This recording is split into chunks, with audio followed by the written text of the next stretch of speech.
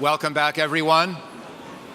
A quick logistical note before I turn over to Eric Schmitt, who will moderate this panel. Eric's a great friend and one of the greatest national security reporters in our country, very experienced, long-standing writer for the New York Times. Couldn't imagine a better person to lead this discussion. He's assembled a great panel that he'll tell us about. But the logistical note is that lunch is next. It's an early lunch. It's about 11:30, and for students, there is a career networking lunch, which is in Copley Lounge, just up that way. The map, for those of you who are still learning campus, is on page 33 of the program. Otherwise, other attendees of the conference can go to Healy Lawn under the tent, unless that has floated away by then, in which case I don't know the third contingency plan, unless it's Noah's Ark or something else in this crazy year of Washington. I just want to mention one additional word and then pass the baton to Eric, which is we all know the phrase intelligence failure. We all know the number of times when the intelligence community is blamed, or quite often scapegoated, for mistakes that policymakers make, or for simply not having had a crystal ball to foresee a future that is inevitably unknowable at some level.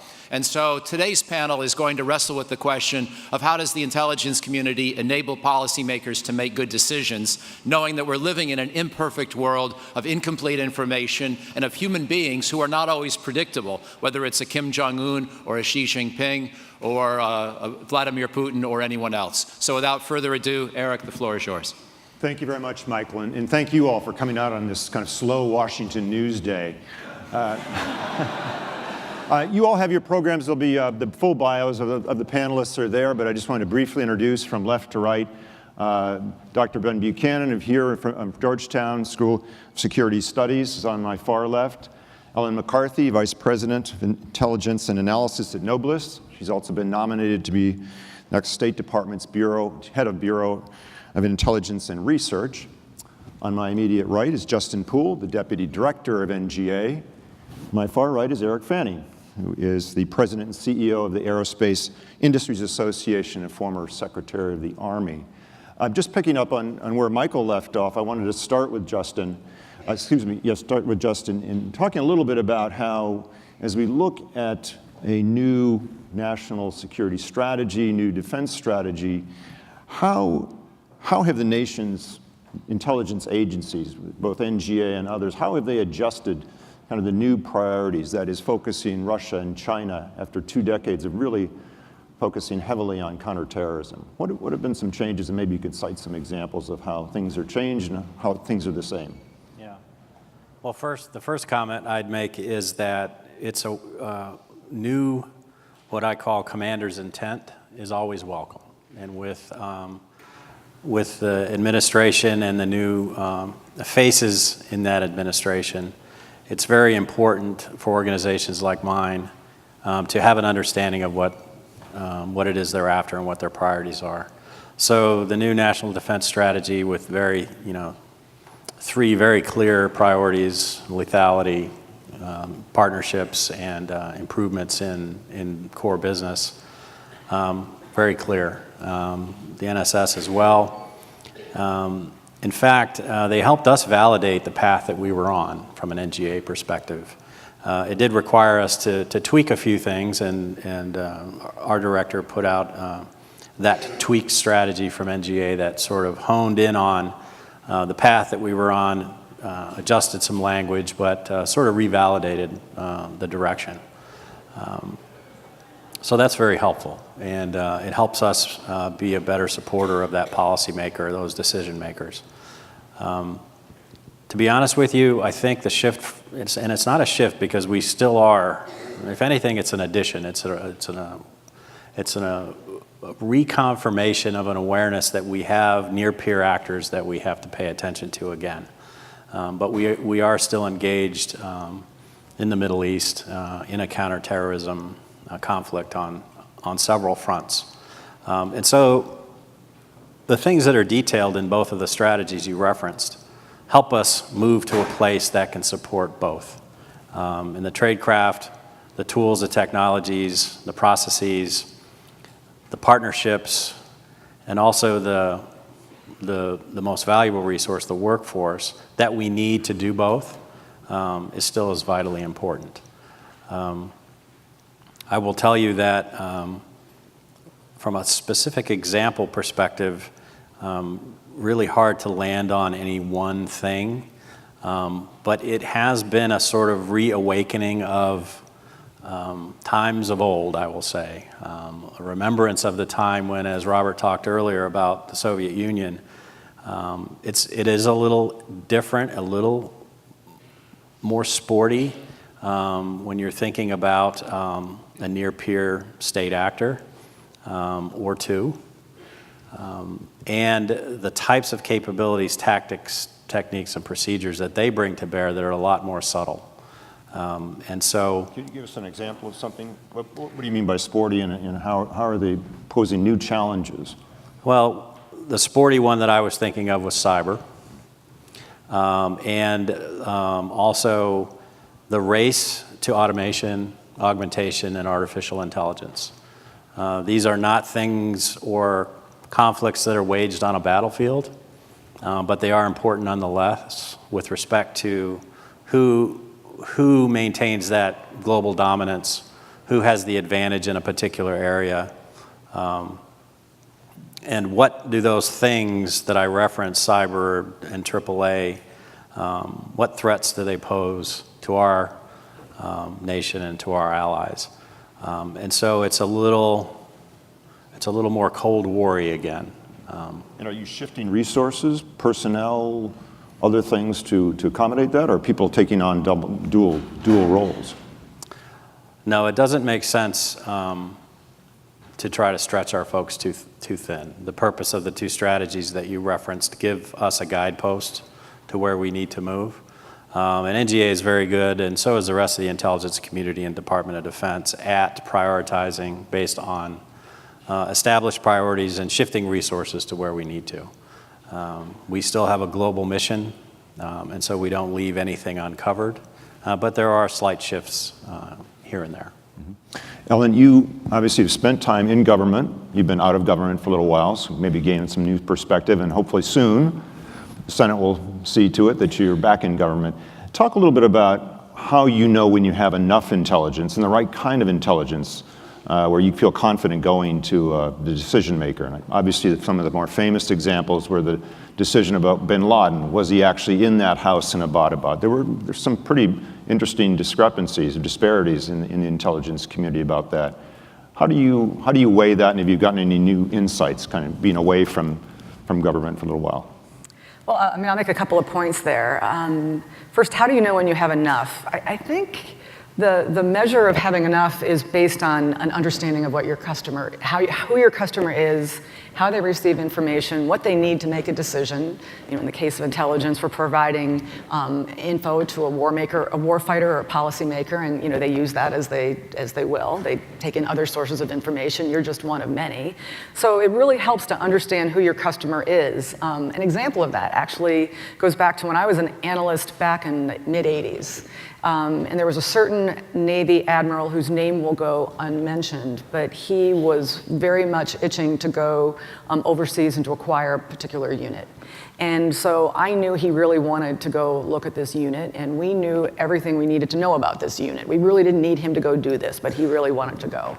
So having that understanding really helped. So what that meant I did was I knew everything about this unit. I could talk to you about the waste disposal system in this unit. I could talk to you about the coding. I could talk to you about, I had memorized the design specs on this particular unit. And so I went there, briefed him, and his first comment to me was, when you spell your name, do you usually spell your name MCC uppercase? And I said, no, I usually do lowercase c, uppercase c. And he said, then why in the hell should I listen to the rest of this briefing if you can't spell your name? It helps that I knew my stuff, and I also knew him. And so I gave him everything I had on this submarine, and you know what? He went. He still went. He acquired the unit. But having that understanding that I had to go to him with everything I had to memorize the specs on this particular unit, really helped me. And at the end of the day, the decision maker gets to do what they want. But I gave him, there was no more I could give him. Having even less probably would have been even worse. So I think that's the first point I would make, really having an understanding of your customer, asking questions. The second point, so my move to the private sector, what have I learned? I wish I could have answered a question on the last panel, the AI panel, because what I've learned is that if you're out there just selling tools, it worked for a while. If you put AI in any sentence, it's going to work for a little while. But at some point, you really have to understand the mission of the organization. You have to understand the architecture of the organization. You have to understand the workflow of the organization. That almost means you have to be in the organization. So that, again, gets to customer intimacy and understanding your customer. And so at the company I'm at right now, my greatest success comes from actually working with them. I work at a nonprofit. That makes it kind of nice because we're actually embedded in many instances, and being able to offer tools that are going to help the analyst in ways that are scalable, but first are sort of tactical. Solving one problem and then working that tool so it can scale across an organization. I think that's the lesson I've learned. As we moved to, as Justin has said, adding to the CT fight with the near peers now, and having followed terrorism and written a lot about it over the last almost 20 years now, one of the key things was understanding the terrorist network, where the vulnerabilities were that you could go after it. But as we turn to near peers, and particularly the two that are top on the list for this administration, China and Russia, we're talking about trying to understand what are the motivations of their leaders, President Xi, President Putin, understanding, getting inside their heads. How much more difficult is that, do you think now, understanding where these two men are headed, and how does that help you as an head of an intelligence organization to provide options to policymakers? I think that is, that's where understanding intentions, that's actually another side of the intelligence community right now. So, getting a sense of the geopolitical sphere, getting a sense of, cognitive psychologists are going to have a very important role looking forward in terms of being able to understand intent in a way that's, I think Justin was tapping on this a little bit when you're looking at now nation states again as a threat. We're almost going back to the good old days in some regards. So, getting a sense of what a leader's intent is, employing, new tools now to get a sense of that. So that's where some of these machine learning capabilities are actually very interesting in terms of reading, going through speeches, going through events, going through just basic discussions and getting a sense of what is someone's intent. It's far less tactical and targeting, and it's far more bringing together a lot of data and getting a sense of what someone wants to do. And that's the good old days. So. Eric, I wanted to ask you, as a kind of a former policymaker, what were some of the most challenging times for you when people would come to you with what always would be imperfect intelligence? You're having to make decisions as policymakers do on less than 100% all the time. How would you deal with that? And now, from the perspective where you are now in industry, how do you see industry helping support the policymakers? What way, particularly some of the technology that have just been mentioned in the last few minutes, can you be more helpful? To your earlier question about when do you know you have enough, my first reaction is I never have enough. But if you wait for enough, you're paralyzed. You'll never make a decision. But it really matters in terms of how comfortable you are, how much you think you need to make a decision where you're sitting. I mean, I had very different needs in the jobs that I had when I was in the Department of Defense in the last run. When you're in a military department as Secretary of the Army, you're really focused on capabilities and capacities. What can you do and how much of it you need? And a lot of that's very technical. And for those of us who grow up in that world, you're more comfortable with that. You understand it more. You can converse with those that are briefing with you and understand the analysis to a deeper level than perhaps when I was Chief of Staff to the Secretary of Defense, and it's more of an operational need. And that's a very different requirement and a very different level of understanding when you're making decisions at that level.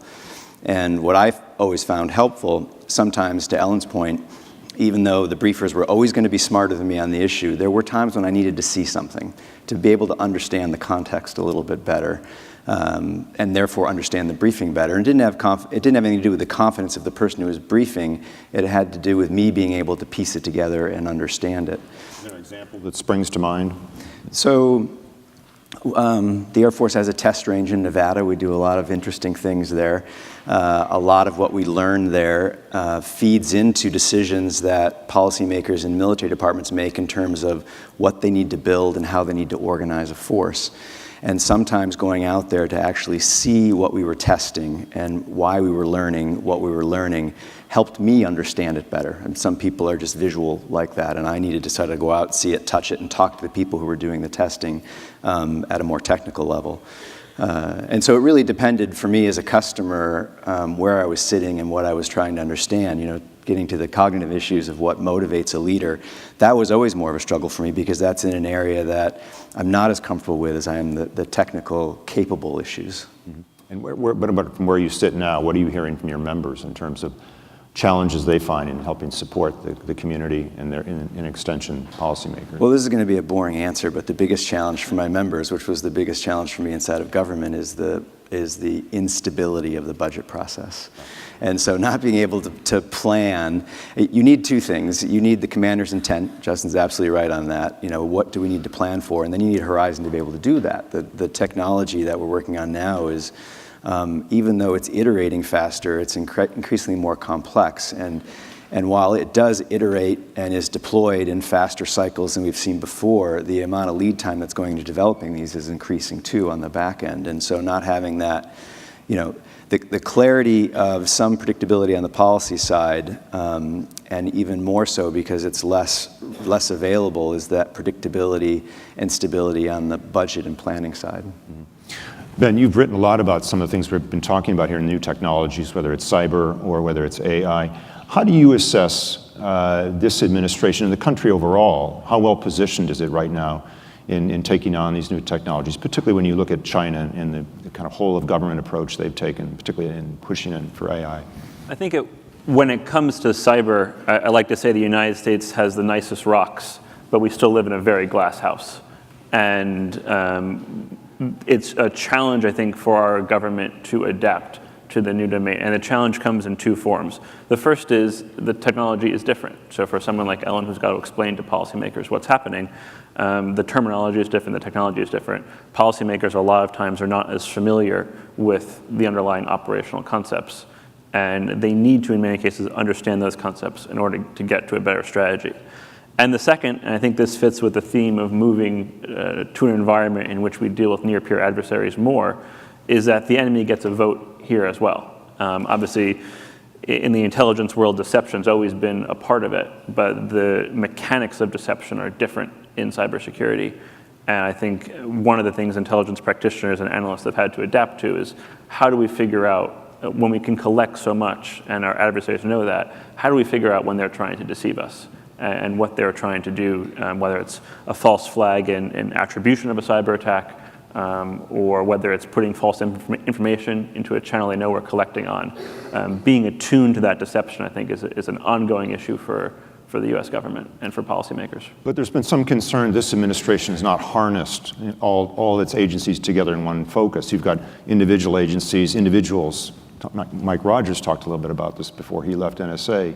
Is that changing, or is there still a vulnerability out there if all of government isn't really focused on this problem set together? I think I have particular concern with that on the AI side because it's a newer issue, it's a faster moving issue, it's an issue that hasn't gotten as much attention necessarily from senior folks in this administration as I think it should. And this is an area in which other nations, principally China, have made very significant investments at the whole of government level to bring a lot of capabilities to bear. And one thing I think it's the theme from today is the American advantage in intelligence that comes from technology is earned. It's not given. And I'm not yet sure that we're doing enough of that on the AI side to earn that advantage going forward. I wanted to ask Ellen and Justin now, because Ellen had brought up the point of knowing your customer. And obviously, your ultimate customer, those of you in government, is the president. And this president has at times challenged some of the institutions, whether it be law enforcement, whether it be in the intelligence community itself. As we saw in the Helsinki press conference, he seemed to side with Vladimir Putin over the assessment of the U.S. Intelligence Committee. And he's stripped John Brennan of his security clearance. I mean, there's a lot of roiling, it seems, going on. And I wonder, how has this dynamic affected the workforce that you see at NGA, that you see perhaps from the outside but coming in, Ellen? And how have you tried to address this as managers, kind of pushing ahead with your mission and yet seeming this cloud from time to time cast over you? Justin, you want to try that one first? Well, let me jump right on that one. He's watching TV right now, don't worry. Look, I'm going to start with something I was talking to the Hoya newspaper earlier. I'll start with something I told them. I've been at NGA for almost 28 years, and without a doubt, our greatest asset is our people. And I can say that because I know them, I'm one of them. Those of us who've been around have been through administrations who've had different opinions about different parts of the government. And so it's not, I would say, based on my finger on the pulse of our workforce, it's not impacting their morale to any sort of detriment to the mission that they perform. They are dedicated professionals who provide objective, clear, actionable, contextual intelligence in the GEOINT field to support the decision maker.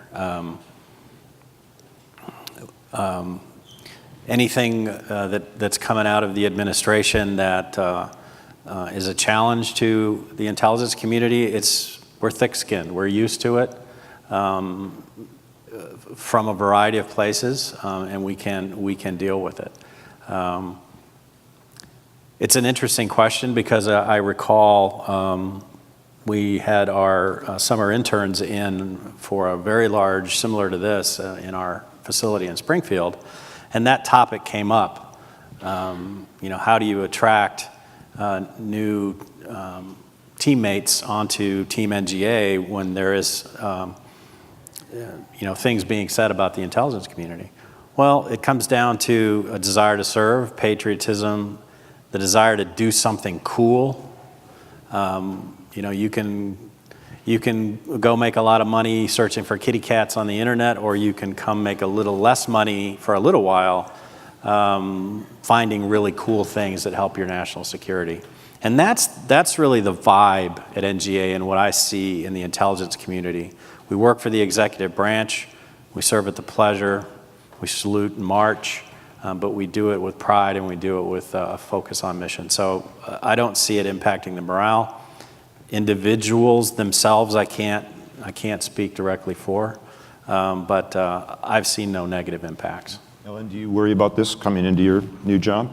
No, I'm actually, I think what Justin said is, at least certainly from my optic, and I'm glad you used the word thick-skinned. I described my first sort of briefing to a Navy captain, and that pretty much was my career in the intel community. The fact of the matter is that there are a lot of intelligence failures. Another Any favorites you have you want to bring up? No. Thank you for asking. But another story. I remember, in fact, he ultimately became my husband, but I remember Submariner would come down and get my briefing at Synclant Fleet, and he would give it to CommSubLant because I didn't have dolphins on. And this is, again, so he would take my briefing and give it to CommSubLant and do with it what he that is what we do. We provide our support to our customer, and the customer then can do with it what they please. And sometimes you're right, sometimes you're wrong, and I tell so many of students I've talked to that if you're looking for an attaboy or attagirl in the intelligence community, you might want to think about another job, because they don't come very often. But what does come is the incredible satisfaction of having done a good job and having supported somebody in making a very difficult decision or making a very important call. And I will tell you that there's nothing that beats that. Again, going back to the last panel where one of the panelists was talking about coming into the government and how you don't make as much money. I have found that most of my peers in government were not in this for the money, and they certainly were not in it for the attaboy. They were in it for that satisfaction. At the end of the day, knowing you made somebody else's job better. And there's some goodness that comes from flying a little bit under the radar. And actually, I'm happy that my husband was the one that got beat up by the admiral when my intelligence might not have been what he wanted.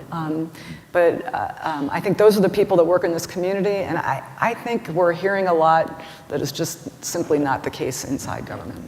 We're going to turn, sure, please. As a consumer, what I worry about, I never experienced anyone from the intelligence community willfully distorting anything. It's incredibly professional community. It's art as much as it's science, but they're well trained, they're expert, and something Justin said, contextualized. They give you the context to help you understand. When I've seen intelligence distorted, not very often at all, it's been on the part of a policymaker. More often than not because they don't understand intelligence, maybe, and they think they can analyze it themselves and pull it together, but sometimes it's done purposefully. And I do worry that this assault, and we could be talking about the media too, I suppose, might distort how policymakers, new policymakers, or people that don't have an experience in it, think about the information they're given and how they can use it. Well, Eric, expand on this if you would. We have a lot of students in the audience. Talk a little bit, you've served in government, you're serving outside of government.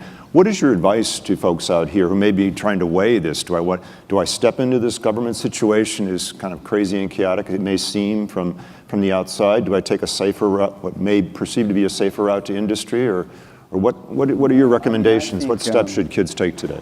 Justin said, 28 years, is that what you said? I've probably been in it as long as well. You see it up, you see it down. But to Ellen's point, I mean, none of us choose these careers for the money, but they're incredibly rewarding. And I'm outside of government right now, and someone who was on the same path as me said, a little better quality of life, a lot less rewarding day or career or week or what have you. To your question, unequivocally recommend a path that takes you into government, whether it's intelligence, national security, or someplace else. It's it can be very frustrating at times, and that can be a short wave or a long wave, but over the course of a career, for me, incredibly rewarding, and I wouldn't do anything differently. We're going to go to your questions in just a moment, but I wanted to ask Ben, since you're in the classroom, probably have more direct contact with students than anybody here. What are you hearing from students, and what are their, as somebody who's maybe gone through some different classes of students here, what are they thinking as they get out, and do you have any specific pointers for them as they move forward in this field? I think in a lot of respects, this has caused me to rethink some of the scholarship that we teach. And I think some of the theories haven't held up as well and haven't explained what's happening now. I've given up making predictions now.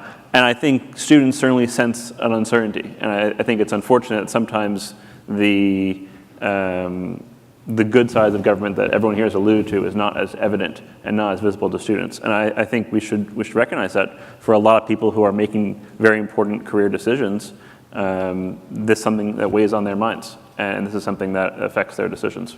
There are things that you can do. For example, we hire at NGA hundreds and hundreds of people a year to become full-time teammates. But we also do internships. I think we had close to 300 this summer who can come in over the summer and get a clearance, get paid, and see what it's about. And so there are opportunities for you to try out. And all of the agencies do it, but I'm here to talk about NGA, the agency I love. And by the way, our internship, online internship registration for next summer ends Monday, so get online this weekend. Ellen, you I want want to add just last one word point here. about the private sector, though. I am in the private sector right now, and I'll tell you the one thing that has so surprised me when I left government was the kind of work the private sector is doing now that is just, I've got folks that are running the cyber watch at FBI, and they're briefing the director every day, and I'm thinking those are contractors doing that. And so I will say that while I find government service to be incredible, it is what drives, it what motivates me. I'm also, for those of you who are considering moving in the private sector route, what I think is different now than certainly when I started is that the private sector is no longer just the contractor supporting government. They really are partners. And in some cases, they're actually driving things now because that's where innovation is happening. That's where new ways of thinking are happening. And that's where, looking at Capital One as an example, and they've got folks there who are working on their watch, saving, protecting your money. There is a mission focus there.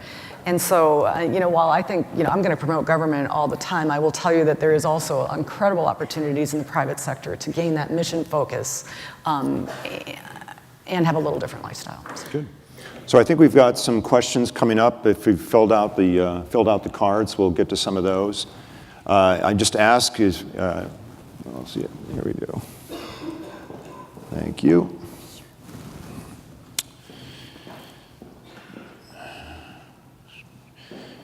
Okay, here's one. A Georgetown student. I got you. How have violent non-state actors reacted to technological advances, and how can the intelligence community counter these methods? Justin, you want to take a stab at that one first? Sure. Give me all the easy ones. How are violent non-state actors, so we're talking about some of our old and current adversaries over the last couple of decades. They have adapted. They have upped their game in their usage and offensive abilities around especially things like cyber, the use of social media, and other things. Their tactic likely around automation, augmentation, and artificial intelligence is more to take advantage of what others are doing and try to infiltrate that way. It's an interesting question, and it's part of the portfolio that we employ to counter, whether it's from a non-state or a state actor. And so it is something we definitely take into consideration. Eric, I think I'll pitch this one to you. How is federal acquisition strategy changing to meet today's rapidly evolving challenges? Well, in some ways it's not changing fast enough, but there's actually a lot of reform taking place, experimentation. I think it links into the last question. The adversary can't compete with us financially or in capacity, but they have figured out ways to compete with us and in many ways defeat us with speed. And we have to figure out how we can iterate, get that loop faster and faster and faster so that we're not just responding to what they're doing, but we're getting out in front of them. And so we're trying to find all sorts of ways not to skip steps, but to do what we can to compress the cycle and take advantage of technologies and ideas that are outside of the traditional way of building platforms as well. And I just want to foot stomp on something Ellen said, because I'm with industry now too. It is a really important partnership. Some people think of it as adversarial, but it's not. And it blends in a way that, you go downrange to a military base, you'd be hard pressed to tell who's a soldier and who's a contractor. In some cases, the soldier might be supporting the contractor because we have to get that relationship tighter and built earlier and get some of these processes out of the way in order to accommodate that increasing loop that's taking place on the adversary's part. But a lot more work needs to be done. I mean, there are huge programs out there for which there's no other consumer than the United States military or the intelligence community, so you're not going to buy it from Amazon.com. But we need to widen the aperture of the partners we work with and make it easier for people to work with government. I can add to that a little bit, I think.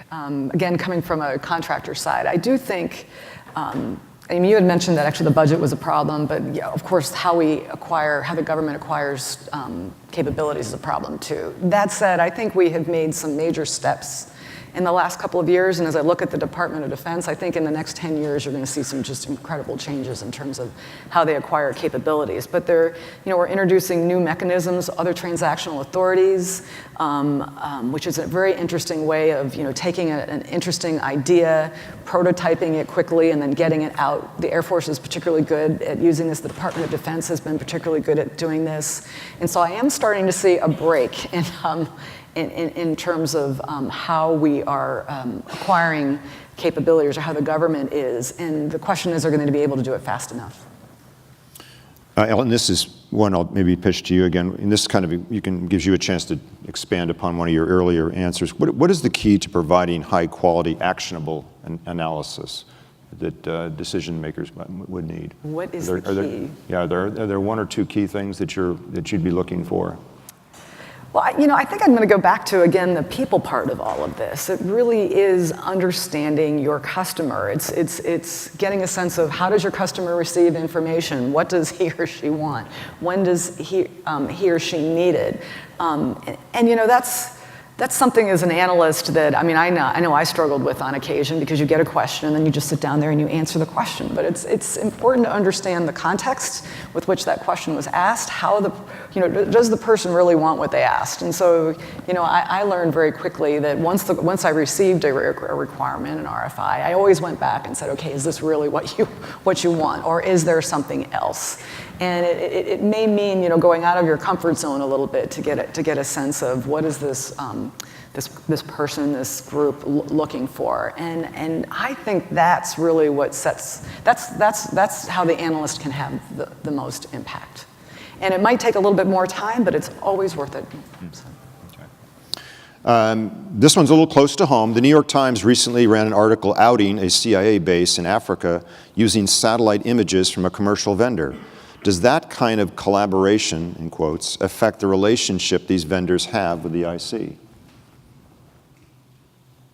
Anybody have any thoughts on that? I'll go.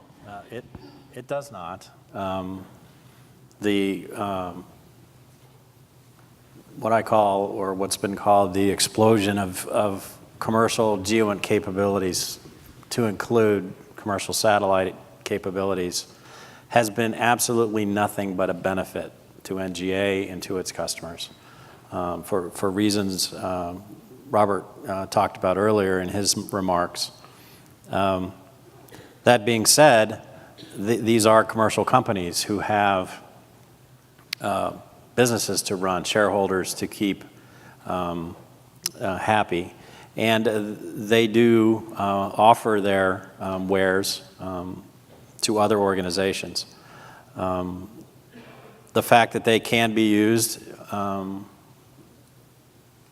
for whatever purpose they are used for is not something that we necessarily choose to control too heavily. We are aware of the risks, but the benefits outweigh. Specific incidents like that, depending on your perspective, are unfortunate, but it really hasn't impacted the value that we see in having these industry partners available to us in the community, because it's not that we no longer can support a monopoly on our own supply. We don't want to. There's too much out there that we can take advantage of using our unflinching brilliance in tradecraft that our people have, and they can make the most use of this available source material. So I'm confident that we've got about time for about one more question. We're all that stands between you all and lunch, so we're mindful of that. But Ben, maybe you can take a crack at this. Anybody else who wants to jump in? We train native speakers of critical languages such as Russian and Chinese for work in the IC and DoD. Can you comment on how these individuals can or do help our country? I think there's no doubt that language skills are fundamental to basically every intelligence agency. Certainly critical languages factor into that. Increasingly, obviously, computer languages are a key component. And this is something that there's no doubt this is key to the mission. And one of the challenges the intelligence community faces, and that at Georgetown we try to prepare students to help meet, is recognizing that oftentimes the targets, the subjects of the intelligence are from a very different culture, obviously speaking a very different language. And analysts need to inhabit that mindset as much as possible in order to give good intelligence to their customer. And I think there's probably nothing more fundamental to doing that than understanding the language that underpins it. Good. Well, I want to thank you all very much for coming out. Have a good lunch and good rest of the session here today. Thank you.